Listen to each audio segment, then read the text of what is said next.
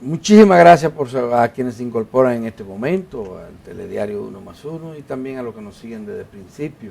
Aquí tenemos ya en el estudio a Miosotti Rivas, quien es la directora de la Oficina Nacional de Estadísticas, institución que hoy aparece en portada de los diarios. Así es. Porque ayer se revelaron los resultados de población más trascendentes, más generales, del último censo que se realizó en el país.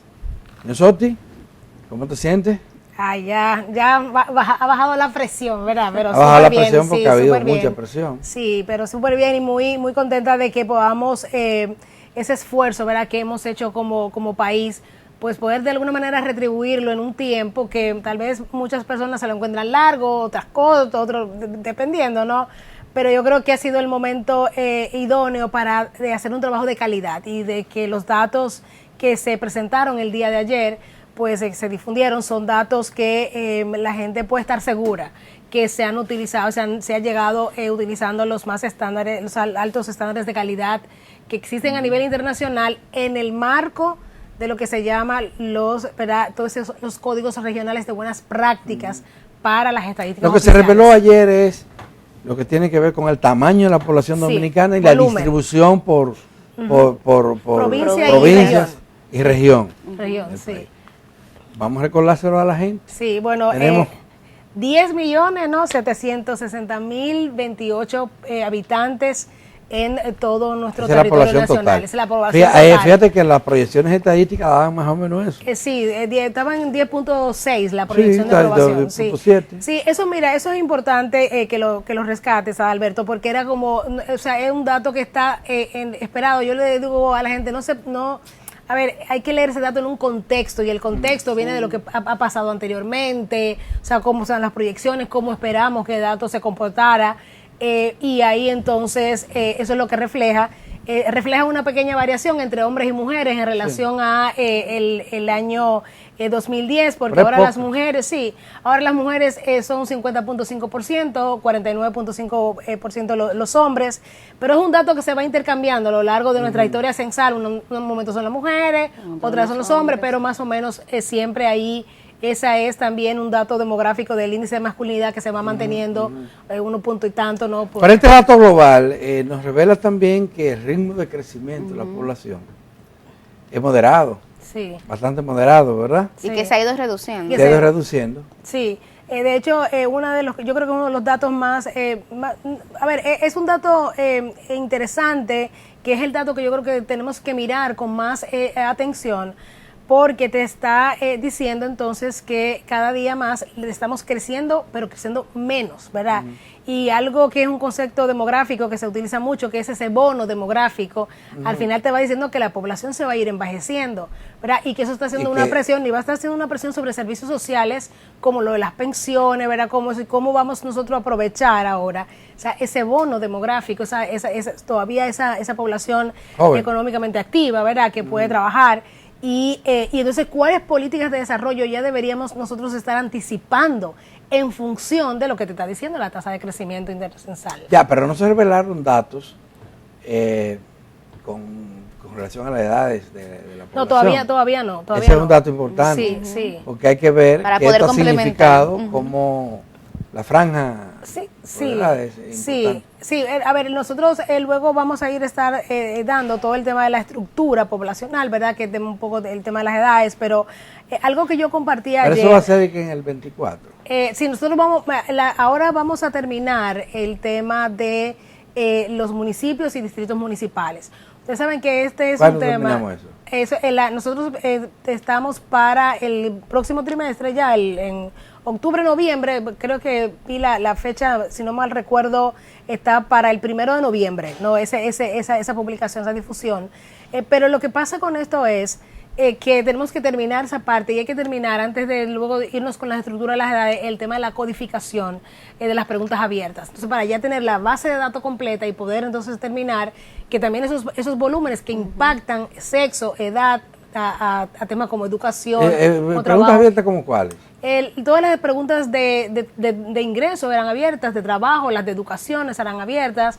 Yo decía ayer que ahí estamos recibiendo un apoyo importante del Banco Central en el tema de codificación, que nos está apoyando en esa parte, en ese proceso. Tenemos como más de 50 personas en la ONE que están haciendo ahora mismo, ¿no? Es un trabajo que tú contratas, pero a ver, el codificar lo que quiere decir es que tú vas a buscar esas preguntas que fueron abiertas.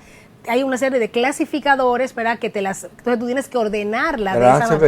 Exactamente. Entonces, eso no es un trabajo que lo hace todo el mundo. Que también es importante que se entienda que yo decía ayer también, es una operación estadística, ¿verdad? Tiene sus complejidades. Sus complejidades. Y sobre ese dato de la población global, Miosotis, ayer yo veía a mucha gente, sobre todo en las redes sociales, cuestionando el dato y un poco argumentando poca calidad en el sentido de que ellos no fueron censados. Dicen, bueno, primero se lo encontraban poco, porque encontraban que de pronto íbamos a hacer más, y luego entonces decían, pero ¿cómo podemos estar seguros si hay tantas personas que no fueron censadas? Inclusive daban testimonio, ¿no? Que en mi condominio pasaron solamente, pero no nos censaron. Sí, eso mira, yo ayer lo decía, es cierto, o sea, y ponía ese tema de lo de la foto, de la fotografía. Aquí lo que hay que tomar una buena fotografía, ¿verdad? Y la buena fotografía no necesariamente tiene que estar toda la familia, pero sí tiene que ser, en este caso, una fotografía nítida, que con los métodos estadísticos, ¿verdad? Y los métodos demográficos, los análisis que se hacen, se puede entonces ampliar y llegar entonces sí a tener la dimensión que necesitamos donde quepa todo el mundo. Por ejemplo, una de las cosas que hizo la Oficina Nacional de Estadística para garantizar ese tema de la calidad fue una encuesta de cobertura y calidad. Y esa encuesta de cobertura y calidad nos permitió determinar cuál será ese porcentaje de población que no había sido censado, y por eso entonces eso es trabajar en el dato del censado y llegar hasta el número estimado. ¿Y cuál fue la población? Todavía nosotros no estamos dando, y ayer yo lo decía, eso también se va a dar en el informe general, porque como estamos todavía trabajando con el nivel de municipio y con el nivel de distrito municipal, que son los momentos, son los territorios y las demarcaciones más complejas. ¿Por qué? Porque tú te tienes que ir a buscar la consistencia del dato en un tema donde tienes que analizar también cosas como límites geográficos. El tema de los registros administrativos no es tan bueno a nivel municipal y de distrito municipal que tú te puedas guiar de esos otros registros. Pero una de las cosas que sí es importante y nosotros hicimos fue con una muestra que permitiera llegar hasta el nivel de municipios y hasta el nivel de distrito municipal. O sea, quienes saben de encuestas en este país saben que las muestras de las encuestas normalmente no llegan a nivel se quedan a nivel de región o de provincia. Entonces, ahora vamos a tener un dato de omisión que anteriormente no era así, que va a ser diferenciado. O sea, nosotros inclusive, nosotros habíamos hecho un ranking en el empadronamiento de cuáles eran las 5 provincias que podían ser más complejas en el tema del levantamiento, por varias razones, por el propio reclutamiento, la seguridad, temas logísticos, que eran la provincia del el Gran Santo Domingo, la Altagracia, Santiago, Puerto Plata y San Cristóbal. Y en eso hicimos las más grandes. Y ahí hicimos un esfuerzo de llegar hasta distrito municipal, ¿verdad? Y con la encuesta. Pero me llama la atención eso, porque nosotros siempre habíamos entendido, al menos yo, que un censo implicaba poder contar a todo el mundo, y que una de las diferencias entre, por ejemplo, un censo, una encuesta, un sondeo, era eso. En la encuesta o el sondeo tú trabajas con muestra, pero el censo implicaba contar todo y a todos. Sí, claro, pero mira, lo que pasa es que el tema de la TENG, a ver, la muestra tú la defines a raíz de un censo, ¿verdad? Tú contaste, para hacer encuestas. O sea, dime tú que tú tienes un cuadrado, ¿verdad? Un cuadrado. Ese es tu universo, que es tú. Entonces, de ese cuadrado que determinó un censo en un momento determinado. O sea, ese cuadrado, la muestra lo que va a hacer es, va a sacar un extracto de ese cuadrado y va a decir, yo voy a agarrar todo aquel que en el tema que yo quiera investigar entiendo que puede tener las mismas características que yo luego le voy a aplicar a todo el cuadrado, ¿no? Entonces, tú en una encuesta estás llegando distinto, examinas el cuadrado de forma distinta. En el caso del censo, de los censos en sentido general, claro, anteriormente, y yo siempre les digo, cuando Jesucristo decía, verá, en todo el tema, María y José se fueron a censar, a ver, al otro lado, eran poblaciones pequeñas, o sea, y todo el mundo estaba ahí, y la concepción del censo como tal era eso, o sea, que pudiéramos contar a todo el mundo. Pero hoy vivimos en un momento más complejo, o sea, en el caso de Estados Unidos, entonces fue planificado así, de 5%. Que no todo el mundo iba a ser censado. Uno quiere ir para todo el mundo, pero lo que tú te encuentres a todo el mundo, o sea, no, tú planificas para todo el mundo. ¿Y por qué no se pudo censar a todo el mundo? Porque primero porque hay gente que a veces no está, ¿no? Y tú por más que vaya, no sé cosas, o sea, hoy tenemos hogares, señores, antes la gente se quedaba en su casa. El censo antes era un día, eran censos de hecho. Pero la denuncia de que gente se quedó esperando, sí, o había siempre en la casa y nunca fueron. Y nunca fueron, sí, bueno, y eso también es cierto, o sea, ahí también nosotros tuvimos, como te decía, en algunos lugares, la Altagracia, por ejemplo, fue un tema bastante complejo por el tema de la deserción, ¿no? Del personal. Y de Puerto Plata, porque son lugares turísticos donde ya el dinamismo, la gente decía, bueno, 17,000 pesos que tú me vas a pagar aquí, yo consigo un trabajo y me voy. Entonces esa gente desertaba. O sea, la carga de trabajo ahí. Hay países, y aquí no lo tenemos, que a los profesores lo obligan a hacer censo. Sí. O sea, que no es cualquier persona, es obligatorio. Sí. Pero mira, te voy a poner un caso. Mira qué interesante pasó ahora mismo. En Costa Rica era obligatorio, es obligatorio. Sí. Pero ahora, ¿qué pasa? Que eso era obligatorio cuando los censos era un día. Pero ahora Costa Rica, que el censo duraba un mes, el Ministerio de Educación dijo que no. No se podía porque tú no puedes, entonces tú no puedes. ¿Qué tú haces? Los saco a los... Paralizo la vida de la nación. Paralizo entonces la educación un mes en lo que estoy así y lamentablemente tuvieron complicaciones muy fuertes porque no pudieron entonces utilizar el personal que normalmente utilizaban. Sí, porque no es lo mismo un personal calificado. Claro. O altamente calificado a sacar muchachos. Porque ese es uno de los temas. Cuando tú planteas reclutar a un personal por un periodo limitado, tú no vas a reclutar mejor porque el mejor está ocupado en otra cosa. Mira, yo te voy a poner el ejemplo, mi caso como yo estaba los días del censo desde las 6 de la mañana hasta las 1 de la mañana en la ONU todos los días.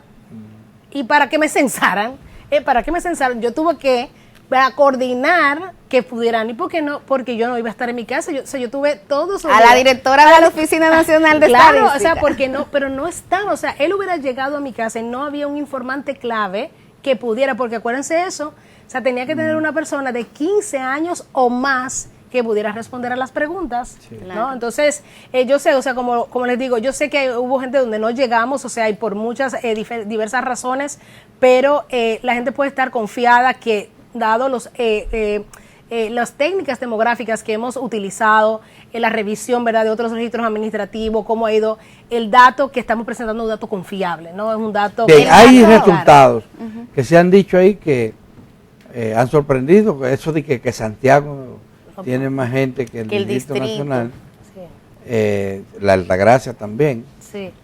Cuéntanos un poco de eso. Bueno, mira, sobre ese dato de Santiago, nosotros lo que decíamos era, bueno, porque muchos santiagueros iban a estar contentos, porque normalmente Santiago reclama siempre que tiene más personas que el Distrito Nacional.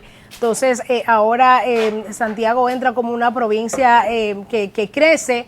Nosotros todavía, como te decía, no estamos en ese tema del análisis que se hacía como en la institución. Causa, las aplicaciones. Sí, hay un tema de que en el Distrito Nacional, pues se ha ido verticalizando, ¿no? La construcción de torres, construcción de apartamentos, encareciendo la vida, la gente sale. Luego, están en los Santiago temas al revés, de los dinamismos nacionales, o sea, de la economía y en nacional. Santiago al revés, recibiendo mucha gente de otras partes del Cibao, que por el tema económico, que es lo mismo que pasa con la Altagracia, o sea, claro. Te da cuenta el boom turístico que ha tenido, ¿verdad? Y la demanda entonces de la diversificación de cosas que ha pasado ahí, entonces la gente moviéndose, pero fíjate que igual que la Altagracia, por los datos de lo que uno ve alrededor de lo que crece, te van también creciendo importante ciudades que son colindantes, ¿verdad? Ceibo, Alto Mayor, La Romana, ¿no? Porque también la gente entre el Ceibo y tú te mueves ahí rápidamente a Higüey, Entonces, bueno, por lo menos Higüey, pero a la Altagracia como provincia. Entonces, eso también te va cambiando la dinámica. El sector, el turismo es un sector muy dinámico en la República. No es que crece, pero no es que crece definitivamente, pero crece. Entonces, te va haciendo un cambio demográfico por el hecho de cómo la zona ahí se dinamiza con pero ya en esas 5 locaciones, las 4 provincias y el Distrito Nacional, ahí es que se va a decidir si se elige o no al hombre. Bueno, ya eso no me toca a mí. Yo justamente tengo una pregunta en ese sentido, Miosotis, porque la Junta Central Electoral había anunciado que como no estaban listos los datos del censo, entonces iba a proceder con el censo, con los datos del censo anterior. Quiero saber si ahora que tenemos estos resultados preliminares, si hay posibilidad de que datos básicos, tomando en cuenta lo que has dicho, el énfasis en medir, por ejemplo, municipios, distritos municipales, si es posible entonces que la Junta trabaje con estos nuevos datos. Bueno, mira, eso lo tiene que decidir la Junta, ¿verdad? Es una decisión institucional. Lo que nosotros sí tenemos claro es de que el Censo Nacional de Población y Vivienda, su principal, ¿verdad?, función es dato para la política pública, por decir, todo el tema de las estadísticas. Ahora bien, pero eso incluye todos los datos electorales. No. Normalmente los censos son la columna vertebral del sistema de estadísticas sociales. O sea, ese es su principal.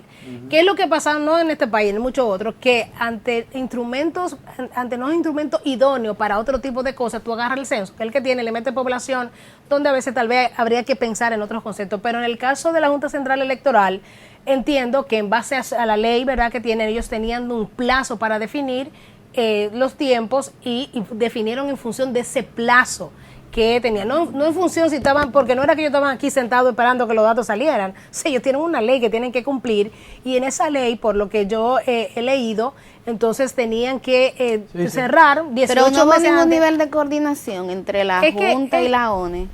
Pero es que no creo que, es que yo creo que cada quien hace su trabajo, o sea, sí, ahora, pero... Ellos usan las estadísticas, como no usa cualquier... Como no la tenían, actuaron con las estadísticas viejas y las proyecciones que había. Así es. Eso es, pero además, la variación no es significativa. Sí.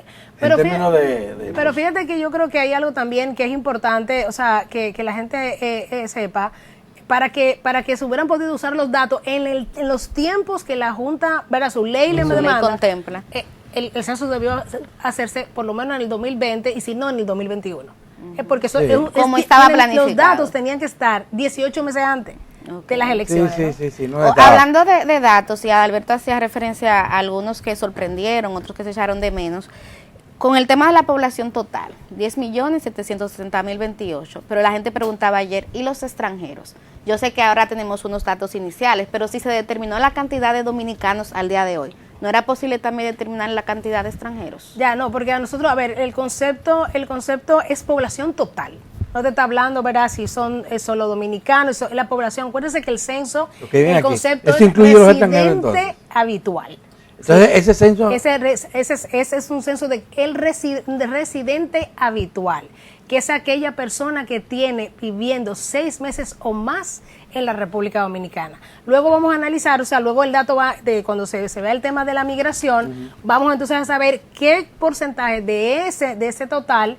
Entonces, es decir, que cuando hablamos aquí estamos hablando de dominicanos... ¿Y de extranjeros? Estamos hablando, sí, de residentes habituales en la República Dominicana. La República Dominicana. Residentes habituales. Acuérdense que ese es el dato, ¿no? Hay eso es muy interesante. Censos complementarios, porque hay informaciones que este censo no la va a responder, no era su propósito. Sí. Como por ejemplo la situación de los inmigrantes en la República Dominicana. Dónde lo tenemos, de dónde vienen, quiénes son, etcétera. Y hay otros censos pendientes de hace mucho tiempo. Sí, que es el agropecuario. El agropecuario, Miosotis. Sí. Cuéntanos de eso. Mira, pero yo... tengo entendido que de migración se va a hacer de la población migrante se va a hacer un censo pronto. Mira, pero yo... Un censo una encuesta. Mira, no, yo te voy a decir, por eso yo también una de las cosas que resaltaba ayer en mi intervención es el tema de que la ONU es más que un censo, ¿verdad? Y las estadísticas son más que un censo. Entonces, hay otra serie de informaciones que la ONU levanta año a año y que dan cuenta de esta realidad, pero también hay algo que se llama registros administrativos. los registros administrativos, para el censo de los Estados Unidos, por ejemplo, se hace complementándose con, y yo vi una presentación en junio muy buena del Departamento del Buró de Censos de Estados Unidos, de cómo ellos hacen un censo ya con registro administrativo. Ya ellos están planificando que ellos no van a tener que ni siquiera, no porque ya es por internet, ¿verdad? Y todo, ya hasta dejar eso, porque ya con los impuestos que tú pagas, como todo el mundo paga impuestos, como todo el mundo va a la escuela, ya ellos pueden ahí hacer su conteo. En el caso del censo agropecuario, nosotros estamos apoyando al Ministerio de Agricultura en el tema de fortalecer su registro. De hecho, yo creo que el día de hoy, si no me equivoco, o fue el 9, ellos lanzaron un registro nacional que van a comenzar a hacer de productores. O sea, y entonces ahí hay un tema por donde van a poder trabajar en eso. Estos censos son también costosos. Había una iniciativa, pero nosotros como Oficina Nacional de Estadística lo que decidimos fue que primero había que hacer el Censo Nacional de Población y Vivienda para que después hiciéramos el censo agropecuario. Pero va, porque una cosa, yo lo entiendo claro, una cosa son los registros administrativos. Sí. Cada vez más cuestionados porque muchas veces no se hacen tomando en cuenta los parámetros. Los parámetros estadísticos, sí, pero la idea es que entonces, bueno, hay que buscar asignar los recursos para eso. Pregúntele a Rijo cuando venga. No, eso no es Rijo, el presidente y al Ministerio de Economía. Y también tú sabes... Sí, pero recursos, pero son recursos. Tú sabes que el propio Ministerio de Agricultura y los productores... Sí. Pero lo que se ha dicho siempre, que hay sectores que no están interesados. En que se haga el censo. En que se sepa todo lo que pasa en ese sector. Ya. Bueno, ahí está. Bueno, y luego... Pero todo esto es interesante, porque tú lo has dicho, inclusive en Estados Unidos hay instituciones privadas que hacen estudios interesantes basados en los registros. Basados en los registros. Mira, yo justamente ayer, participaba de una conferencia de Estados Unidos, virtual por supuesto, sobre el tema del uso del suelo, que incluye la vivienda y la propiedad. Y la opinión fue que salieron a preguntarle a la gente, en base a registro, establecieron cuántas viviendas hay en cada estado o en cada condado, ¿cómo le llaman? Y quién está al frente de la vivienda para saber el tema de la propiedad. Mira, si los propietarios que aparecen u otros. Sí, yo vi una presentación en un momento también así virtual del Instituto de Estadística de Noruega. Noruega hizo una apuesta en el 1964 por los registros administrativos, ¿no? O sea, y eso es una cosa, pero eso es donde existen buenos registros administrativos. Claro, y estás obligado. No, pero nosotros en la ONU estamos trabajando con ese tema y una de las cosas de nuestro plan estratégico fue garantizar la calidad de los registros administrativos. Estamos apoyando a varias instituciones, estamos trabajando, por ejemplo, un dato va a ser muy interesante, el Ministerio de Cultura. Ahora estamos levantando estamos haciendo para una caracterización de los museos, estamos trabajando con DGCINE. Hay cuarto y gente en esa Oficina Nacional de Estadística. No, hay compromiso y hay voluntad. O sea, nosotros realmente tenemos que hacer una pausa. Miosotis, permiso, y a Adalberto, amables televidentes. Cuando regresemos, yo quisiera también que te refirieras a otro dato que llamó mucho la atención, que fue las 720,000 viviendas que están desocupadas, de acuerdo a este Censo Nacional de Población y Vivienda. Acompáñenos, seguimos aquí con la Mujer Noticia, Miosotis Rivas.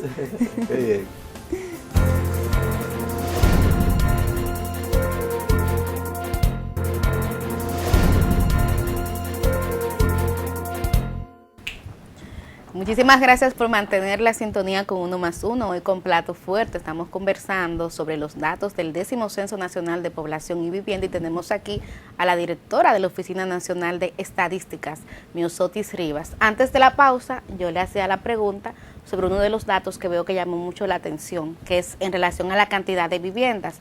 Se habla de 4.418.619 viviendas, pero se dice que de esas hay 720,000 que están desocupadas. Sí, bueno, mira, el dato de viviendas es un dato también interesante porque entre el 2010 y ahora el censo, ¿verdad?, de población del 2022, pues un dato casi que se ha duplicado. Pero sobre todo en el caso de la vivienda desocupada hay como dos fenómenos que será, ¿verdad?, luego que también vayamos los datos ya dándose y saliendo definitivos, analizar todo el tema de las viviendas de segunda estadía, el tema de las viviendas con propósitos de negocios, que eso también está creciendo. O sea, hoy en día toda esa dinámica de Airbnb, ¿verdad? La presión que ejerce también las dominicanas y los dominicanos fuera del país, que compran aquí una vivienda por inversión y la dejan cerrada. Yo te digo, mira, en el edificio que yo vivo hay 2 viviendas que están cerradas. Y igual en el mío. Nadie, ahí no viven, o sea, la gente vive en Estados Unidos, ¿no? O sea, o gente que te viene así. Entonces, eso también son cosas de las que una parte de nuestra realidad. Y por ahí entonces, sobre todo, yo digo, nosotros hemos dado datos y en ese tema de la cultura de la investigación y la gestión del conocimiento, pues será muy interesante ver todo lo que comiencen esos datos, ¿verdad? También a analizarse y a develar para las áreas. Nosotros tuvimos ayer a Odil Camilo, que es la rectora de UNIBE, porque el interés de la ONU es que los datos se utilicen, ¿verdad? Es que los datos que nosotros levantamos con tanto esfuerzo y con tanto compromiso puedan ser utilizados no solamente por los tomadores de decisiones, sino también por aquellos espacios de la sociedad que pueden entonces hacer análisis, investigación, combinar los datos con otros. Los datos cuentan historias y los datos, yo soy economista y recuerdo que cuando di estadística, siempre uno veía ese dato como frío, como que este es el número, esto fue lo que dio y tal, pero luego el dato se ve en un contexto, se ve en relación, cuenta una historia, y esa historia es la que hay que ir armando con diferentes fuentes de información que uno pueda entonces tener a la mano. Volviendo al curso que seguirá la ONE para divulgar los resultados totales. Ahora hemos tenido resultados globales que tienen que ver con el tamaño de la población y la ubicación general de esa población en función de provincias y regiones.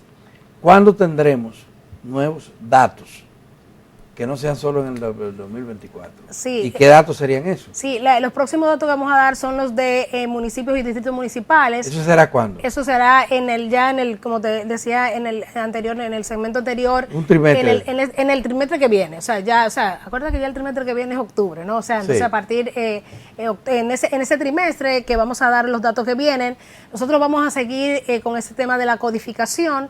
Y entonces ya en el 2024, y me voy a permitir como leerlo, el segundo trimestre, aunque ayer veía en el manager, en el project manager, que la está como para el 1 de abril, entonces hace un esfuercito para traerlo para acá en algunas cosas como el informe general, ya las características demográficas básicas, ¿verdad? Donde está lo que tú decías de vivienda y tal, de edad, las características de la vivienda y el hogar. Vamos a comenzar los módulos específicos, temáticos con el de discapacidad, que ya también va a estar saliendo en ese momento. En el tercer trimestre, entonces, ya vendría el de la caracterización de la identificación racial, los temas de migración y ya los productos digitales interactivos que vamos a estar entonces también poniendo a la disposición de las personas. Nosotros estamos trabajando con la CEPAL en un geoportal y eso va a ser bastante interesante porque al haber hecho el censo en tabletas, pudimos georreferenciar. Entonces, los datos también vamos a poder, estamos haciendo un geoportal que va a cruzar no solamente los datos del censo, sino datos de otras fuentes de información, encuestas, registros administrativos que se tengan a la disposición para poder entonces tener estos mapas interactivos en línea, ¿no? Yo quisiera, Miosotis, que tú insistas en el tema de la defensa de la calidad. Sí. De los datos del censo. El profesor Cándido Mercedes está en sintonía y nos escribe y dice: los fundamentalistas y dogmáticos quedaron con la cara ancha. El censo habló. O sea, había mucha gente que estaba apostando al fracaso de este proceso. Entonces, un poco que tú defiendas de cara a la población la calidad de estos datos que presentaron ayer. Mira, yo primero creo que la calidad, y es interesante, hay un documentito muy bueno que se llama, que es para guía para asegurar la calidad de los censos.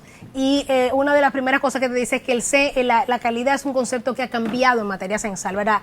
Recordemos que es metodología, entonces la metodología también en el tiempo pueden ir variando y esa calidad iba ahora ya no solamente con el error muestral, con todo el tema que si está bien definido en el caso de la representatividad y tal, sino que tenía que ver con muchos elementos multidimensionales en donde la pertinencia, la oportunidad eran parte de garantizar. Y yo creo que una de las partes importantes es, o sea, yo no entiendo cómo o sea, lo que te puede servir para transformar el país, tú quieres que fracase. Eso a mí no me cabe en la cabeza. O sea, ¿cómo nosotros queremos que este proyecto que va a beneficiar a toda aquella persona que está en el... Pero no necesariamente el que cuestiona quiere que fracase. Bueno, a ver, porque yo no estoy hablando del que cuestiona, porque tú puedes cuestionar un dato y decir, a ver, yo creo que tú me expliques cómo hiciste cuál fue el cálculo que hiciste, es una cosa, pero había gente que apostaba al fracaso. Sí, hay siempre hay, claro, conservadores. Porque aquí todo se politiza. Claro. Entonces, hasta el censo. Esa apuesta al fracaso es lo que te digo, de un instrumento que es tan importante, ¿verdad? Para transformar la vida de la gente, señores.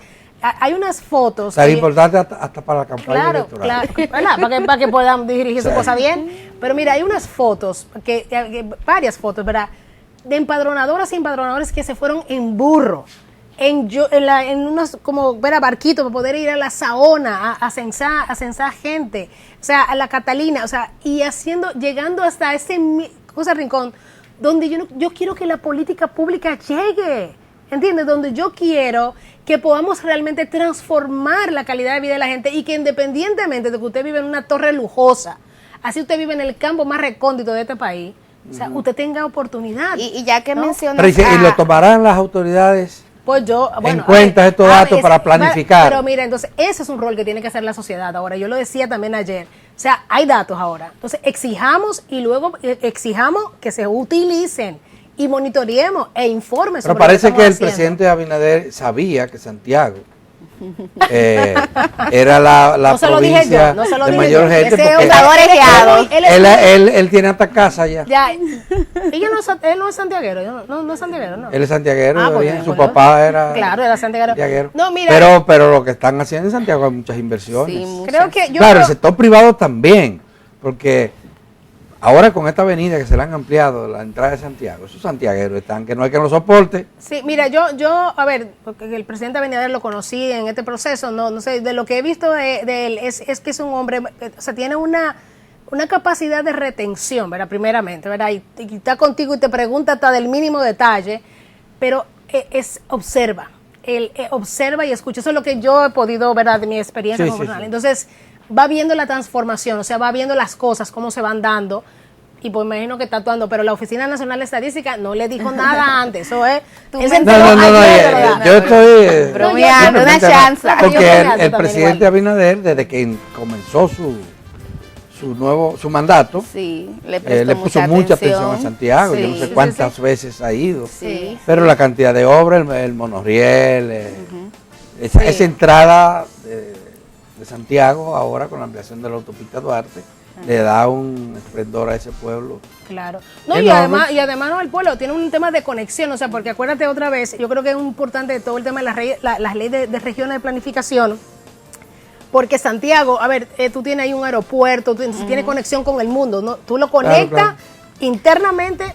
Y los santiagueros también siempre han estado en la vanguardia en términos de planificación. Sí. Fíjate que tienen un plan estratégico. Un plan estratégico que es una cosa estratégico que el gobierno lo asumió como suyo. Miosotis, el tiempo se acabó, pero brevemente, el pago a los empadronadores, ya, 100%, regularizado. Todavía a ver, de hecho, hoy hay un grupo que está para Puerto Plata, nosotros seguimos, o sea, como yo digo, el dinero está, y estamos pagando en función de la evidencia, O sea, todo aquel que ha reclamado, ya si nosotros sí cerramos con un número de personas, nosotros depuramos, después de las 548 que avisamos en abril, habían unas 1.300 que estaban ahí, depuramos todas esas y quedaron 650 y a esas 650 estamos trabajando en los pagos. ¿Cuántos faltan al día de hoy? Es lo que, no te tengo el dato, pero por ejemplo, ayer habían 269 cheques que iban para cosas, que lo que pasa es que como el dato sale, o sea, tú tienes una persona, pero a una persona se le pueden hacer hasta 3 pagos o 4 pagos, porque tú lo pagas, tienes que pagarle por mes, de octubre a noviembre. Eso yo nunca lo entendí, lamentablemente yo nunca lo entendí, cómo eso se pagara así tan lentamente y tan separado. Pero espérate. La cabecita mía no le cabe eso. No, pero espérate, a ver, de 31,000 y pico de empadronadores, de 35,000 personas, nosotros le pagamos a 31,590 en tiempo. Bien. Son datos, gracias, Miosotis. Se nos acabó el tiempo. Muchísimas gracias por haber venido y por las informaciones que nos ha dado. Y a ustedes, amigas y amigos televidentes, también les despedimos y se hará el lunes cuando volvamos a juntarnos aquí pórtense bien este fin de semana. Pórtense bien este fin de semana. Para disfrutar también, en la medida de lo posible. Descansar, yo me caso. Ay, sí, merecido descanso. Sí, gracias.